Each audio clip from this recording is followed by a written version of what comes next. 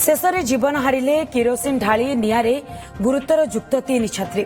Brahmapur MKCG medical रे चिकित्साधीन अवस्था तांकर मृत्यु होईछि।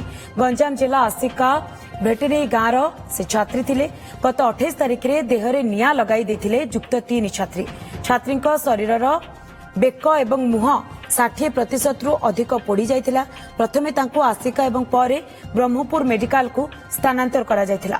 प्रेम संपर्क को नहीं किरोसिन ढाली देहरे निआ लगाइथिबा अनुमान करा जाइथिला। तेरे संपर्क में अधिक सूचना पाई आम सहित मनोज मुनि आम प्रतिनिधि जोड़ी फोन लाइन रे। मनोज, जेहेतु वर्तमान युक्त 3 छात्री मृत्यु घटी सारी एने कौन प्रतिक्रिया आसुची? मेडिकल टीम कौन कहउचंती, पुलिस कौन कहउची?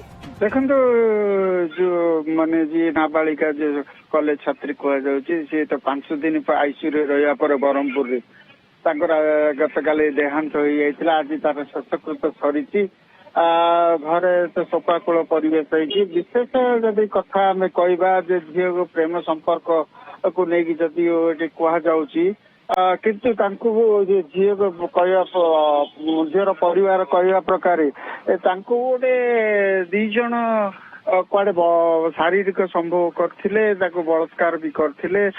से फोटो भाइराल कर देई बेले झील को धमक दउथिले। धमक देवा भितर सी गोटे मानसिक अशांति रे गति करथुला। से भली अवस्था रे से शशु शेष निष्पत्ति नेला निज को आत्महत्या करदा पई किरोसिन ढाल देथिला।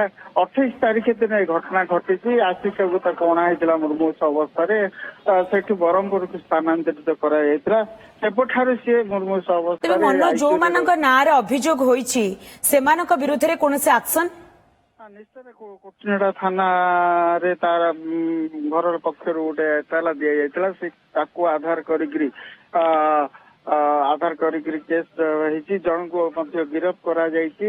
अन्य जने फेरार अछन्ति ताको धरिया को पुलिस तार उद्यम जारी रखिछि।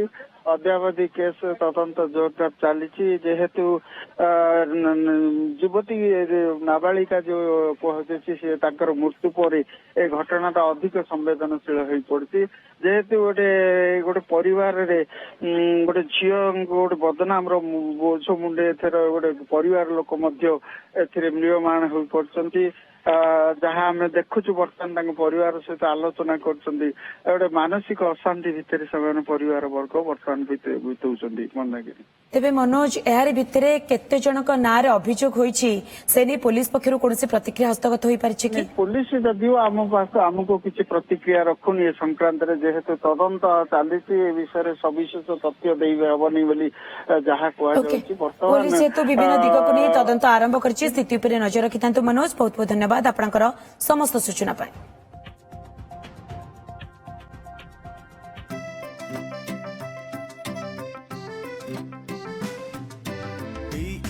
जी चाहता है चलो कुछ ऐसा करेंगे,